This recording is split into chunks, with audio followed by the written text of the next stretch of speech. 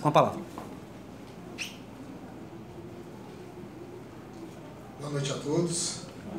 Eu sou o Marcos Vinícius. A nossa equipe ela é completamente a favor de políticas públicas favoráveis aos índios. Antes disso, eu cumprimento aqui aos nossos grandes colegas, futuros advogados. Cumprimento também os nossos ilustres professores, aqui representados pelo nosso professor Cláudio, professor André, professora Sandra Elise, professor Cesarino, professora Conceição e professora Paula. Obrigado pela presença de todos e o professor coordenador do curso, nosso professor Roberto.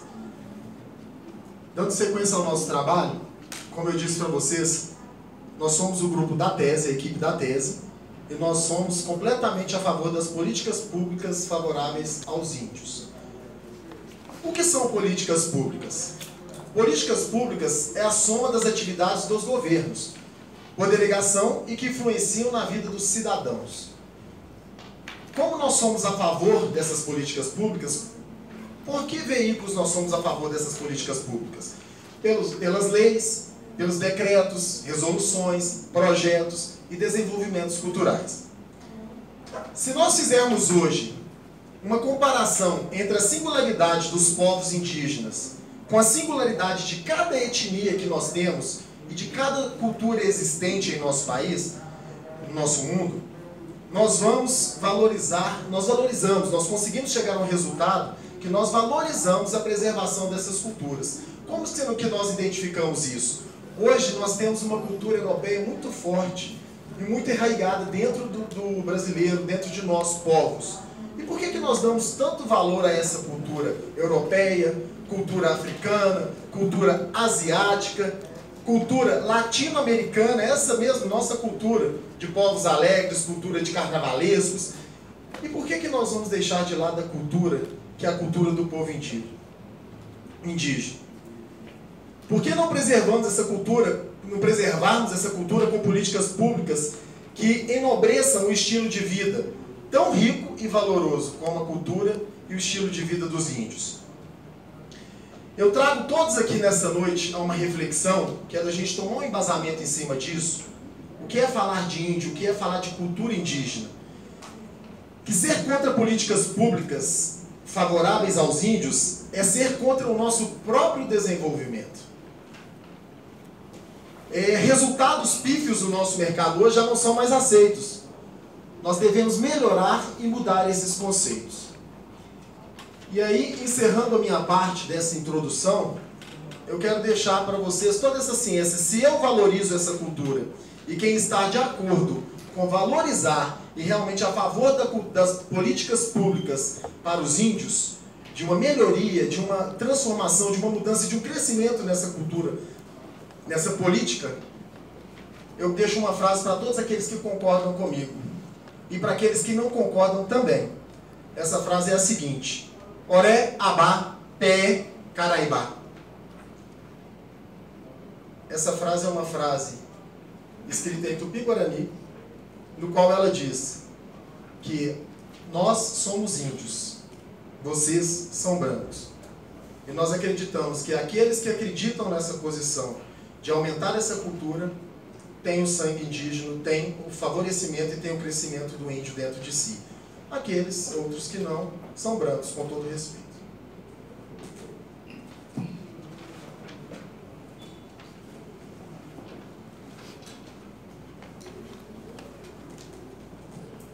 Boa noite. Boa noite.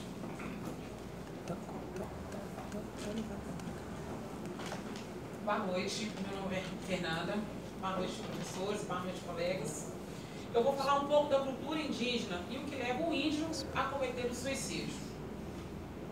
É necessário terem políticas públicas para a defesa da cultura indígena, para que os índios não sejam pressionados a fazer parte de uma cultura que não os pertence, pois eles já têm os seus próprios costumes, sua própria história,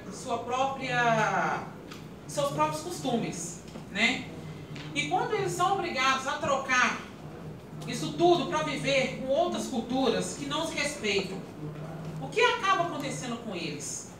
Né? Eles são atormentados pela violência, são atormentados pela pobreza, pelo alcoolismo, pela depressão. e às vezes cometem suicídio.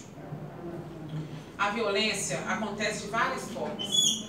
Muito importante, deve ser destacado que quando o índio perde as suas características, os seus princípios, as suas razões, sua identidade, eles acabam perdendo na sociedade, eles acabam perdendo isso, esses princípios deles na sociedade que eles vão estar entrando agora, né? E onde eles não conseguem receber nenhuma oportunidade sequer de trabalho.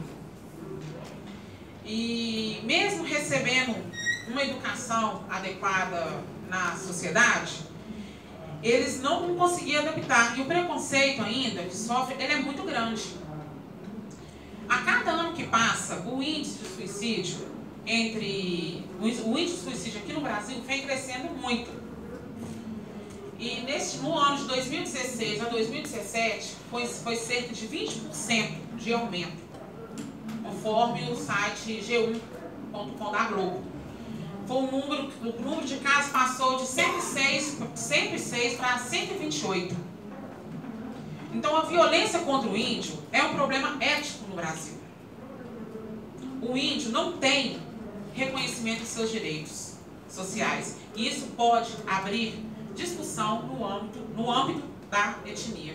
Passo a palavra para a Ana Flávia.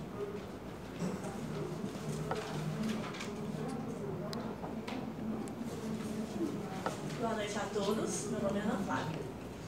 A Lei 6.001, promulgada em 1973, ficou conhecida como Estatuto do Índio e trata das relações do Estado e da sociedade brasileira com os povos indígenas.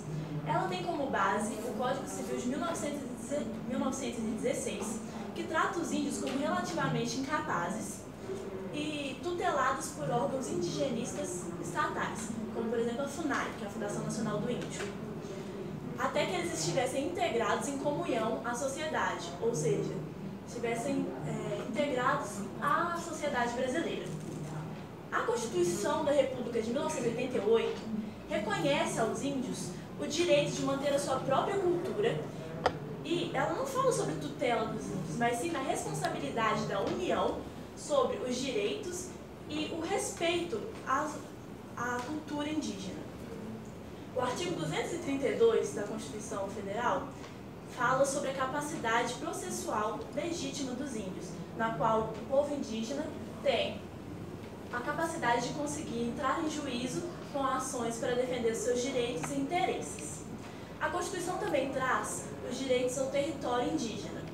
Atualmente, 12,5% do território nacional é do povo indígena. As terras indígenas são divididas em duas categorias: o direito originário, que é aquele no qual acessam tradicionalmente ocupados por aquele povo indígena, e as reservas indígenas, que são reservas que são feitas em territórios, em todo o território nacional, na qual a União estabelece que ali aqueles povos indígenas poderão usufruir e viver para poder manter sua subsistência e garantir sua reprodução física e cultural, e também a proteção de todo o meio ambiente ao seu redor, das florestas, das matas, porque o povo indígena ele tem uma ligação muito forte com a natureza, principalmente por questões religiosas, já que os deuses que eles cultuam são ligados aos seres da natureza.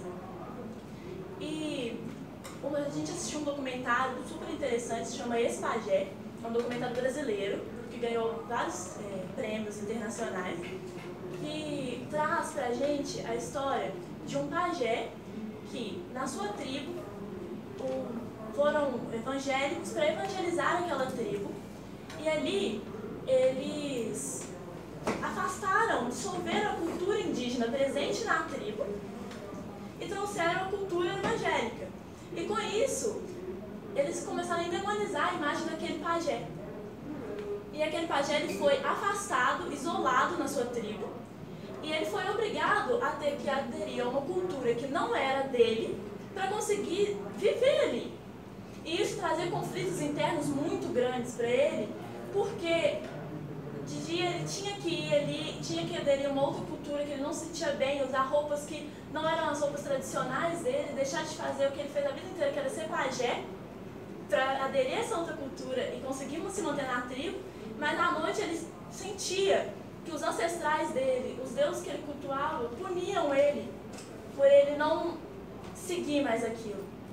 Então, é por isso que é importante termos políticas públicas para poder manter o direito às singularidades desse povo, para que esse povo não sofra tantas pressões para ter que se adequar a algo que um grupo fala que é o caminho certo.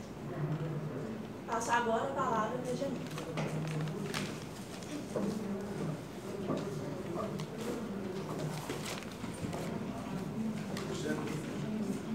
Meu nome é Janine. Boa noite. Boa noite, professores. Boa noite, colegas. Boa noite, equipe. Eu vou falar de um assunto agora que vai fechar o nosso raciocínio, o nosso pensamento para defender nossa tese, que é a questão da política da educação indígena, que, na nossa opinião, é muito importante. Não pode, de forma alguma, deixar de ser falado, porque ela vai envolver todos esses assuntos que a gente falou. Ela vai envolver que a importância da política da educação indígena, ela não é a gente pensar somente em escola. É mais do que isso. A gente tem que pensar na inserção política desses índios. Como que a gente vai inserir eles na sociedade? A gente é a favor da política, sim, e a gente é a favor de que ela seja feita como ela deve ser feita. O resgate e a revitalização da identidade da cultura indígena como maior elemento de conquista. A interface que tem que ser feita para que a política ela é feita para que haja interface entre a sociedade indígena e não indígena. E essa forma com que ela é construída, a educação é construída hoje, ela é muito interessante, porque ela vem através do MEC, porém ela não é só do MEC, ela não é só de órgãos públicos, ela envolve todo um aparato de pessoas. Ela tem gestores públicos, ela vai ter participação inteira da população indígena, ela vai ter empresas, universidades públicas e privadas e a grande maioria dos indígenas participando juntos, para que não se perca essa cultura, para que você garanta que isso tudo vai permanecer e que vai continuar. Para que a opinião deles ela é muito importante, ela é sempre levada em conta. E essa forma de educação também tem um elemento muito forte, que é o professor de educação indígena. Esse professor hoje ele é treinado, ele é diferenciado para atender às diversidades de cada tribo, porque hoje a gente sempre teve, a gente tem várias tribos em todo o país que cada um tem sua peculiaridade, cada um tem sua diversidade, cada um tem sua língua, tanto que a gente tinha há um tempo atrás a educação bilíngue e hoje ela é multilinguística, por causa disso, por causa dessas diferenças, dessas particularidades, que tudo isso é envolvido nessa política de educação indígena, né, com o território étnico que hoje é envolvido para isso, e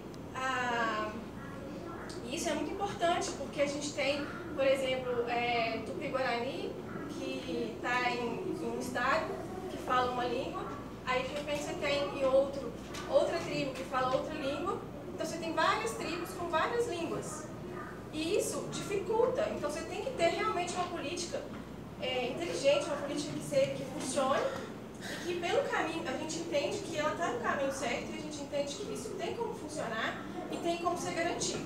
O que a gente vai dizer aqui como ressalva é que tem que haver, dentro da política, um planejamento, um controle, observação, e tem que ter pessoas fiscalizando tudo isso para que essa política seja realmente boa como deve ser. E a gente também tem aquela ressalva que em todos os outros temas a gente viu isso, que para a gente ter bons políticos a gente precisa fazer boas escolhas. A gente precisa escolher e colocar pessoas que vão realmente nos representar, e representar o índio, o negro, seja qualquer outra cultura que for. E a gente vai fazer uma ressalva, que a gente, não sei se vocês observaram, que a gente veio representando os índios mesmo, com alguns apetrechos, que a gente viu um documentário muito interessante, que é onde o índio do Pataxós, lá de Coroa Vermelho, na Bahia, ele participou de um documentário, e nesse documentário ele disse para a jornalista o seguinte: hoje a gente está aqui nessa feira vendendo nossas obras de arte, nossos produtos, nossos artesanatos, de forma de subsistência, porque hoje a gente não consegue viver somente da agricultura e da pescaria. E também fazer